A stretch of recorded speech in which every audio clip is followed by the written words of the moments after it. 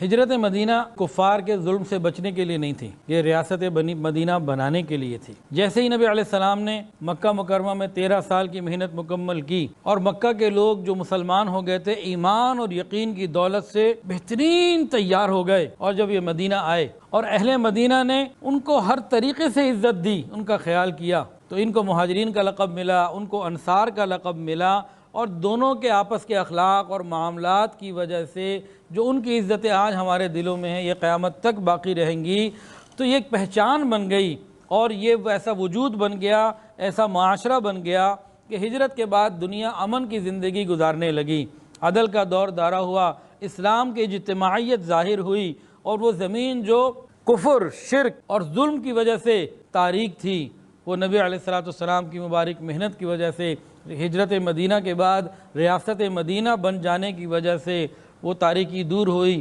توحید کا نور آیا، اسلام کی عظمت کا جھنڈا بلند ہوا، اسلام نے دنیا کی قیادت کرنی شروع کی، پیغام محمدی یہاں سے مشرق اور مغرب میں پھیلا۔ تو یہ ہجرت مدینہ ایک عظیم انقلاب کا پیش خیمہ بنا۔ ہجرت کے سفر میں ایک اور نقطہ ملتا ہے بڑا پیارا، کہ حضور صلی اللہ علیہ وسلم نے ہجرت کی، بہت خطرے میں اور مشقتوں کے ساتھ یہ سفر کیا، یہ ساری مشقتیں اٹھائیں اور اللہ تعالیٰ نے ثابت کر دیا، بتا دیا تم میرے نبی کے امتی ہو۔ انہوں نے یہ ہجرت کی ہے، ابھی یہ گھر سے نکلے تھے تو میری مدد شروع ہو چکی تھی، ابھی یہ گھر سے نکلے ہیں تو مشرکین کو میں نے اندھا کر دیا، غار ثور میں آ کے رکے ہیں تو میں نے مکڑی اور کبوتری کو بھیج دیا، ادھر سے سراقہ ابن مالک آئے ہیں تو میں نے زمین میں ان کے گھوڑے کو دھسا دیا، کہیں پینے کو دودھ اور پانی کی چیز کھانے کو کچھ نہیں، وہاں میں نے ایک ایسی بکری جس سے دودھ کی امید کوئی نہ تھی، پوری جماعت کو سیراب کر دیا، جو بھی آیا پیچھے اس کو میں نے غلام بنا دیا یا نبی کا محافظ بنا دیا، اور ایک کافر عبداللہ ابن اریقت سے راستے کی رہبری لی گئی،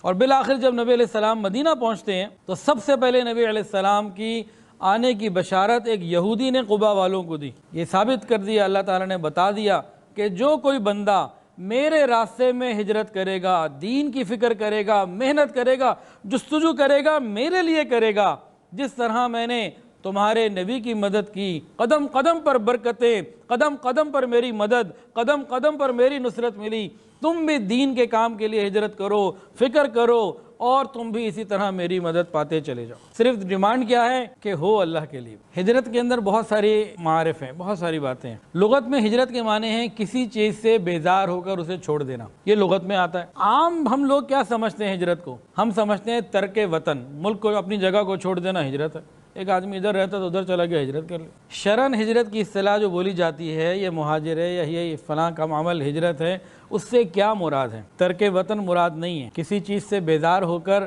اسے چھوڑ دینا مراد نہیں ہے۔ شرعاً ہجرت کا مطلب یہ ہے کہ دارالکفر کو چھوڑ کر دارالاسلام میں چلے جانا۔ اس وقت مکہ مکرمہ دارالکفر تھا اور مدینہ طیبہ دارالایمان تھا، تو دارالکفر کو چھوڑ کر دارالایمان چلے جانا۔ آج بھی اگر کوئی بندہ اپنے اور اپنے اولاد کے ایمان کے لیے دارالکفر کو چھوڑ کر دارالایمان جاتا ہے، وہ آج بھی مہاجر۔ جیسے پاکستان جب بنا تو ہندوستان سے جو مہاجرین آئے تو ان کی بھی کیا کیفیت تھی کہ وہ دارالکفر سے دارالاسلام کی طرف آئے، تو وہ بھی مہاجر۔ ہجرت کیا ہے؟ یہ دعوت اللہ کا ایک تقاضا ہے۔ گھر چھوڑے بغیر، نبی علیہ السلام بھی گھر بیٹھے رہتے، گھر چھوڑے بغیر دین نہیں پھیلتا۔ پہلی ہی وحی میں ورقہ ابن نوفل نے کیا کہا تھا نبی علیہ السلام کو؟ آپ کو بھی چھوڑنا پڑے گا۔ گویا کہ بتا یہ دیا کہ ہجرت صرف نبی علیہ السلام کی ذات کے ساتھ مخصوص نہیں،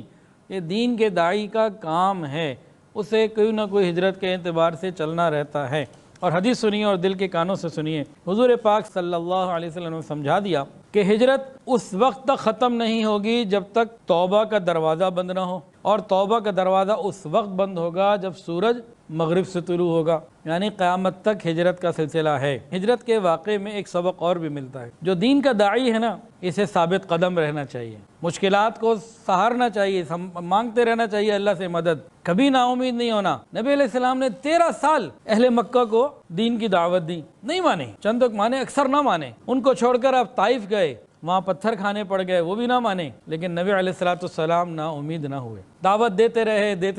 رہے حتیٰ کہ اللہ تعالیٰ نے مدد فرمائی اور اہل مدینہ مسلمان ہو گئے۔ تو داعی کو کبھی مایوس نہیں ہونا چاہیے، دعوت دیتا رہے، اللہ کے لیے لگا رہے، اللہ تعالیٰ اثرات عطا فرماتے ہی ہیں۔ ثابت قدمی کی ضرورت ہے۔ ہجرت مدینہ کا ایک سبق یہ بھی ہے کہ مسلمان وہ نہیں ہے جو صرف اپنی فکر رکھے، جو اوروں کی فکر رکھے، جس کے سامنے دوسروں کی ہدایت ہو، دوسروں کی اصلاح ہو، یہ مقصد ہو، وہ مسلمان صحیح ہے۔ نبی علیہ السلام اگر چاہتے تو کفار مکہ سے ڈیل کر سکتے تھے، دیکھو بھئی میں اپنے حجرے میں اللہ اللہ کر رہا ہوں، مجھے نہیں چھیڑنا، اور میں تمہیں نہیں چھیڑتا، جو کرتے ہو کرو۔ آپ نے تو اللہ کا پیغام علی الاعلان پہنچایا، انسان کو انسان کی بندگی سے نکال کر اللہ تعالیٰ کی بندگی کی طرف لگانے کی فکر کی، ظلم اور فساد کا ختم کرنے کی فکر کی، اور پورے انسانیت کو اللہ کے کلمہ کے اوپر جمع کرنے کی پوری کوشش کی۔ یہ چاہا کہ اللہ کی زمین پر اللہ ہی کا نظام ہو، اس لیے ہجرت کی، اور نبی علیہ السلام نے ریاست مدینہ کی بنیاد رکھی۔ وہ بنیاد کیا تھی؟ اللہ کی زمین پر اللہ ہی کی عبادت ہو،